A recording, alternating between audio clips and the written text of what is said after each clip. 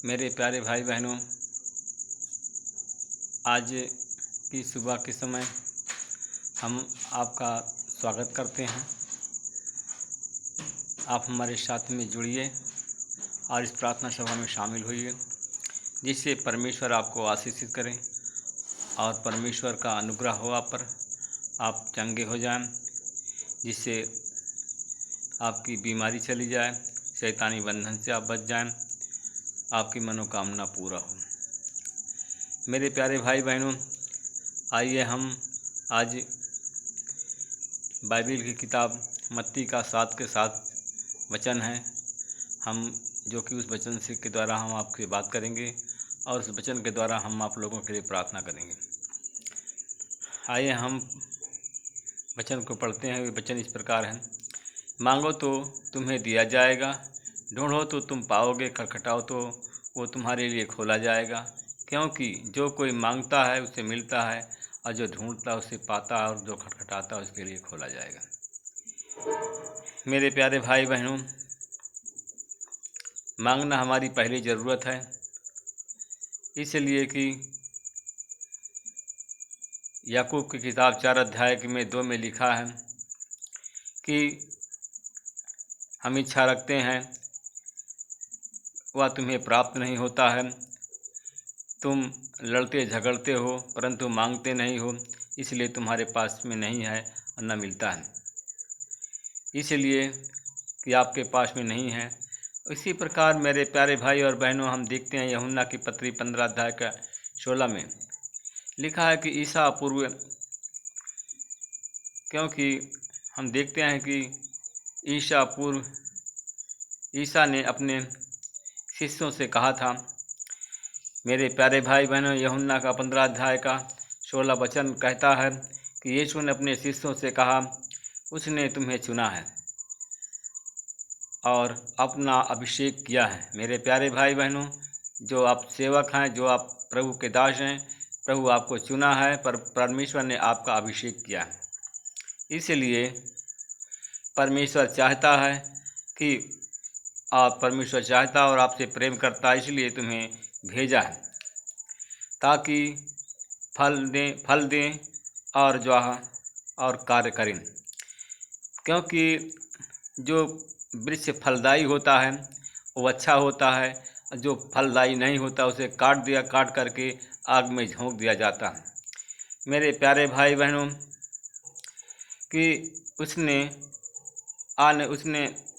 उसने आगे कहा है कि अगर उन्होंने ईसा के नाम से अगर आपसे कुछ मांगा है तो आपको मिल गया। इसलिए मेरे प्यारे भाई बहनों, आपने यीशु के नाम से कुछ नहीं मांगा, इसलिए आपको नहीं मिला है। क्योंकि जिस कार्य के लिए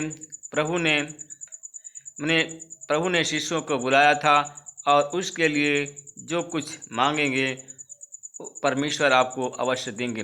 मेरे प्यारे भाई बहनों, आपको परमेश्वर ने अपने शिष्य बनाने के लिए, अपने चेला बनाने के लिए बुलाया है। अगर मेरे प्यारे भाई बहनों, अगर आप यीशु मसीह के चेले बन गए हैं तो परमेश्वर अवश्य तुम्हें प्रदान करेंगे जो आप चाहते हैं। क्योंकि मेरे प्यारे भाई बहनों, सामर्थ्य परमेश्वर देता है और सामर्थ्य परमेश्वर की ओर से मिलता है।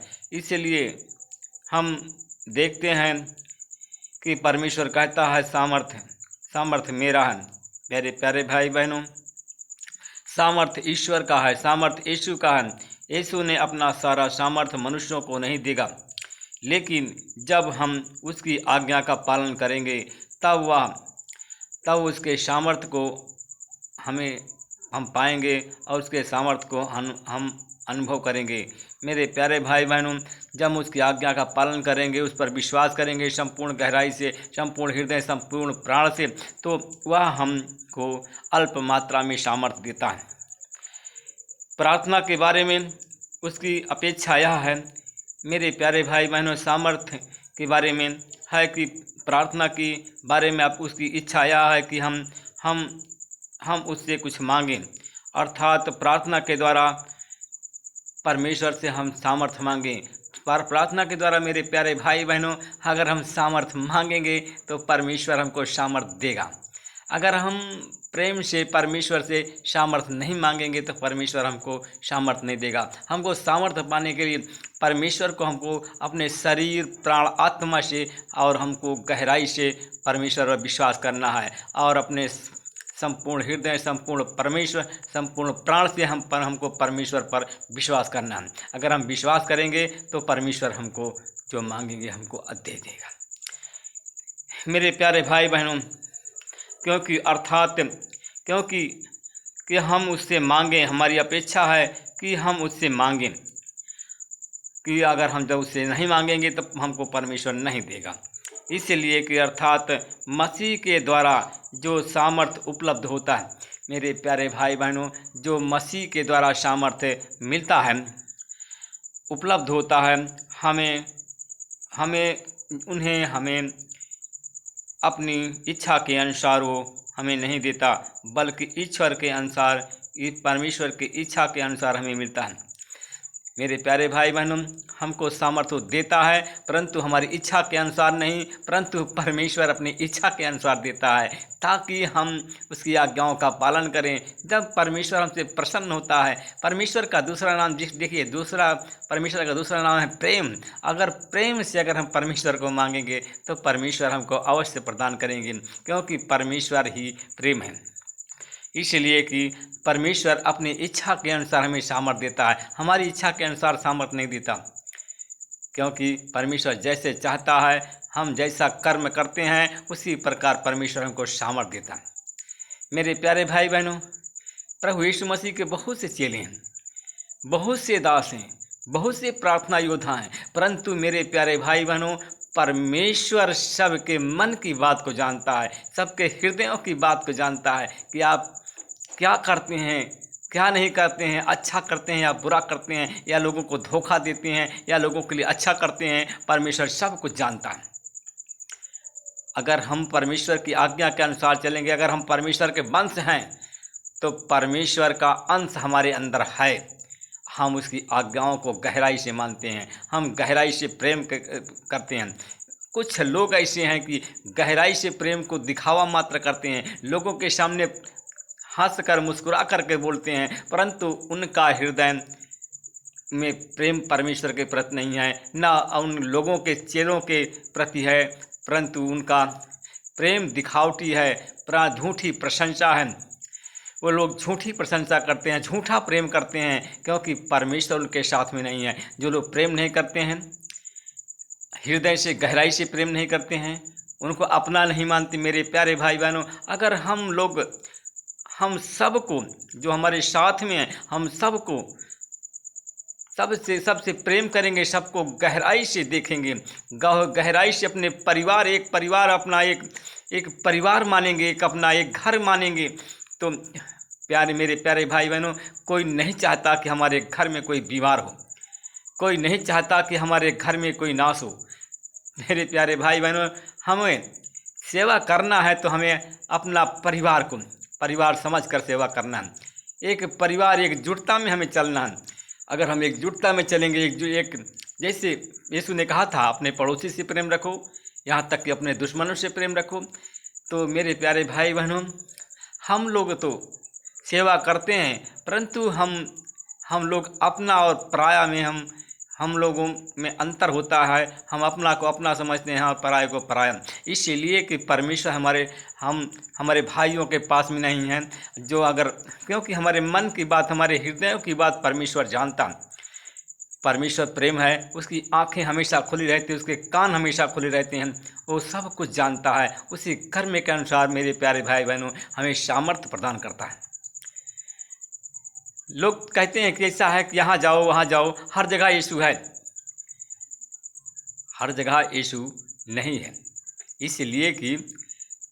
इसलिए कि वचन में लिखा है कि अगर आपको कहीं ठिकाना नहीं मिलता, कहीं आराम नहीं मिलता, तो कहा यीशु के पास में आओ, उस कलीसिया के पास में जाओ, उस कलीसिया को समझो, परखो कि वो कलीसिया में आपको शांति मिलेगी कि नहीं, उस कलीसिया में आपको चंगाई मिलेगी कि नहीं, उसको परख करके जाओ। जो प्रार्थना योद्धा है उसकी वाणी से, उसके कर्म से, उसके व्यवहार से आप लोग जान जाएंगे कि ये परमेश्वर इसके साथ में है कि नहीं, क्या विरोधी तो नहीं है, क्या ईर्ष्यालु तो नहीं है, क्या मुस्कुरा करके बोलता है, मुस्कुरा करके बोलता है, लोगों से जैसे चाहते हैं वैसे बोलता है, परंतु उनके हृदय में एक दूसरे के प्रति, दूसरे को नीचा दिखाने के लिए, एक दूसरे से ईर्ष्या है, एक दूसरे के प्रति विरोध है, तो परमेश्वर उसके साथ में प्रिय नहीं है। इसलिए कि हम परमेश्वर हमारी अपनी इच्छा के अनुसार हमें प्रतिफल देता है, अपनी इच्छा के अनुसार हम सबको फल देता है। इसलिए कि मेरे प्यारे भाई बहनों, हम परमेश्वर की आज्ञाओं के अनुसार चलें, गहराई से प्रेम रखें, गहरा हमारा विश्वास हो, हमारा प्रेम हो, हमारी आज्ञा का, हम परमेश्वर की आज्ञाओं का पालन करने वाले हैं। हमें प्रार्थना से दूर रखने के लिए शैतान और उसके दूत अपनी शक्ति और सामर्थ्य का इस्तेमाल करते हैं, क्योंकि शैतान की नज़र में हमारे प्रार्थना से बढ़कर उसके लिए कोई खतरनाक औजार नहीं है, दूसरा नहीं है। इसलिए कि लोग प्रार्थना करें, शैतान की ऐसी इच्छा नहीं है। क्योंकि वह शैतान प्रार्थना से दूर करने के लिए हमेशा कोशिश करता रहता है, क्योंकि शैतान की सारी शक्तियों जब हम प्रार्थना करते हैं तो प्रार्थना के द्वारा शैतान की सारी शक्तियां नष्ट होती हैं। इसलिए शैतान नहीं चाहता कि हम प्रार्थना करें। आइए हम सब लोग प्रार्थना करें, जिससे परमेश्वर हमको आशीष दें। आँख बंद करें। परमेश्वर पिता, प्रभु यीशु मसीह, मैं आपका धन्यवाद करता हूँ, फिर आपके चरणों में माता। मैं उन भाई बहनों के लिए प्रार्थना करता हूँ जो लोग इस वचन को सुनते हैं या देख रहे हैं। परमेश्वर पिता, उन पर आपकी आशीष हो, उनकी हर एक कमी घटी ज़रूरत उनकी पूरा हो।